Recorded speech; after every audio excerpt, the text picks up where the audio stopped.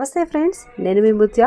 Welcome back to smart Muthu's kitchen. ఈ రోజు మన రెసిపీ ఏంటంటే మన అమ్మమ్మలు నాన్నమ్మలు అంత స్ట్రాంగ్ గా ఉండడానికి కారణమైన ఒక రెసిపీ అయితే చూసేద్దాం. ఇది చాలా మంచి రెసిపీ అండ్ చాలా హెల్దీ రెసిపీ కూడా. ఒక పాతకాలపు వంట అన్నమాట.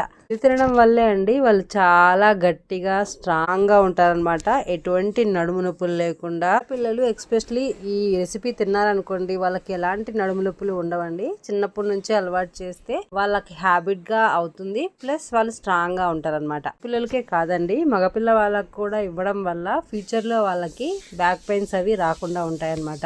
ఇంట్లో ప్రతి ఒక్కరూ తినాల్సిన రెసిపీ అన్నమాట. నేను వీడియో క్లిప్ లో చూపిస్తున్న విధంగా ముందుగా అయితే నేను 1/2 kg బియ్యం తీసుకొని వాటిని ఒక 2 గంటలు నానబెట్టి నీళ్ళన్నీ వార్చేసి ఒక 1 hour దాన్ని ఫ్యాన్ కింద ఆరబెట్టి లైట్ గా తేమగా ఉన్నప్పుడే బియ్యాన్ని మనం మిషన్ కి వేస్తే బాగా పిండి అయితే మెత్తగా వస్తుందండి.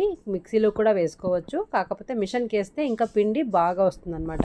నేనైతే మీకు చూపిస్తున్న పిండి 1/2 kg అనమాట. మీరు ఇంతే తీసుకోవాలనేం లేదు. మీ ఇంట్లో ఎంతమంది ఉంటారు, మీకు ఎంత కావాలి దాన్ని బట్టి తీసుకోవచ్చు. సో ఇవైతే నేను 1/2 kgకి కొలతలు చూపిస్తున్నాను. దీన్ని బట్టి మీరు అడ్జస్ట్ చేసుకోండి. బియ్య పిండి ఆడించుకున్న తర్వాత ఒక గిన్నెలోకి ఇలా తీసుకొని, అది కొంచెం పొడిగా ఉంటది అనమాట.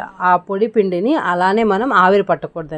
ఇలాగా కొద్దిగా వాటర్ తీసుకుంటూ మనకి ఆ పొడి కొంచెం తేమగా అయ్యేదాకా కలుపుకోవాలి. మరీ తేమగా అవ్వకూడదు, పొడిగానే ఉండాలి. కానీ తేమగా అయ్యేంత వరకు, ఇక్కడ వీడియో క్లిప్ లో చూపిస్తున్న కన్సిస్టెన్సీ వచ్చేంత వరకు నీళ్ళు వేసుకొని కలుపుకోవాలి.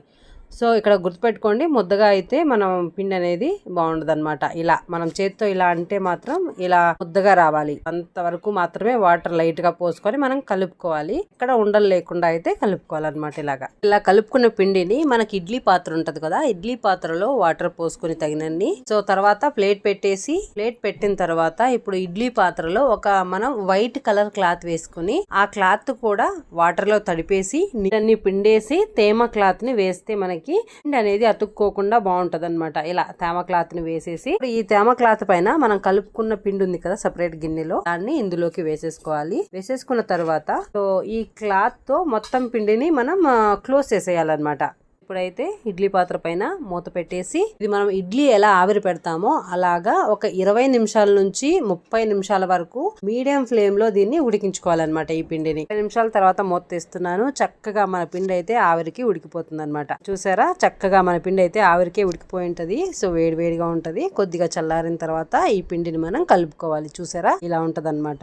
సో ముద్దగా ఉండకుండా ఇలాగా మనం చేత్తో తీసుకుంటే పొడిగా ఉండాలి. ఒక వెడల్పాటి గిన్నెని తీసుకొని ఈ పిండి కొద్దిగా చల్లారిన తర్వాత మనం ఈ పిండిని కలుపుకోవాలి. గిన్నెలోకి ఒక పెద్ద గిన్నెలోకి తీసుకున్న తర్వాత చూడండి, చక్కగా ఉడికిపోయింది మన పిండి అయితే. ఇప్పుడు దీన్ని కొద్దిగా అక్కడక్కడ అది మన ఇడ్లీ షేప్ లో ఉంటది కదా, ఇడ్లీ పాత్రలో వేసాము, అందుకని ఆ షేప్ లేకుండా జస్ట్ అంతా అయితే మనం చక్కగా కలుపుకోవాలి, ఎక్కడ ముద్దలు లేకుండా. మొత్తం ఎక్కడ ముద్దలు లేకుండా కలుపుకున్న తర్వాత ఇప్పుడు చక్కెర వేసుకోవాలి. చక్కెర ఒక్కొక్కరు ఒక్కోలాగా తింటారు కదా, కొంతమంది తీపి ఎక్కువ, కొంతమంది తీపి తక్కువ. నేనైతే ఇక్కడ ఈ 1/2 kg బియ్య పిండిలోకి ఒక 100 grams దాకా అయితే నేను చక్కెర వేస్తున్నాను. చక్కెరతో పాటే ఇంకొక 150 to 200 grams వరకు ఇలాగా బెల్లం తీసుకొని ఆ బెల్లాన్ని సన్నగా కొట్టుకొని వేసేసుకోవాలన్నమాట. చక్కెర వేసేసిన తర్వాత నేనైతే నెయ్యి వేస్తున్నాను. నెయ్యి అయితే ఇక్కడ ఎక్కువ వేసుకోవాలి, కొద్దిగా బాగుంటది అనమాట. ఇక్కడైతే నేను 7 నుంచి 8 టేబుల్ స్పూన్స్ వరకు వేసాను. సో ఇంకా కొద్దిగా ఎక్కువైనా వేసుకోవచ్చు, ఇంకా తగ్గించుకోవచ్చు మీ టేస్ట్ ని బట్టి. చక్కగా నెయ్యి మొత్తం వేసేసుకున్న తర్వాత మనం బెల్లం తీసుకున్నాం కదా, 150 grams బెల్లం. సో ఆ బెల్లాన్ని చక్కగా చిన్న పీసులుగా మనం పక్కన ప్లేట్ లో కొట్టుకొని పీసెస్ గా చేసుకొని ఆ బెల్లాన్ని కూడా వేసేసుకుందాం. ఇప్పుడు మనం వేసిన చక్కెర, బెల్లం, నెయ్యి ఈ పిండిలోకి అన్ని కలిసేలాగా 5 నుంచి 10 నిమిషాల వరకు బాగా ఇలా చేత్తో ప్రెస్ చేస్తూ కలుపుకోవాలి. మన పిండికి అణువణువున పట్టేలాగా అయితే కలపడం చాలా ఇంపార్టెంట్. బాగా కలుపుకోవాలన్నమాట. ఇది ఆవిరి పైన ఉడికిస్తాం కాబట్టి ఒక్క రోజుకే ఉంటదండి, నెక్స్ట్ రోజుకి అయితే ఉండదు. మీకు కావాలంటే ఫ్రిడ్జ్ లో పెట్టుకొని నెక్స్ట్ రోజు కూడా తినొచ్చు అనమాట. ఈ రెసిపీ మీకు నచ్చిందా అండి? నచ్చితే మీ పిల్లలకి చిన్నప్పటి నుంచి అలవాటు చేసి వాళ్ళ బ్యాక్ ని అయితే సేవ్ చేయండి. సో చాలా హెల్దీ రెసిపీ, ఎవరైనా ఇంట్లో చిన్న పిల్లల నుంచి పెద్దల వరకు తినొచ్చు. రెసిపీ మీకు నచ్చితే మీ ఫ్రెండ్స్ అండ్ రిలేటివ్ కి షేర్ చేయండి, లైక్ చేయండి. మీ కామెంట్స్ మాకు చాలా ఇంపార్టెంట్. ఛానల్ ని చూస్తున్న వాళ్ళైతే షేర్ చేయడం, లైక్ చేయడం, సబ్స్క్రైబ్ చేయడం మర్చిపోకండి. Thank you so much for watching.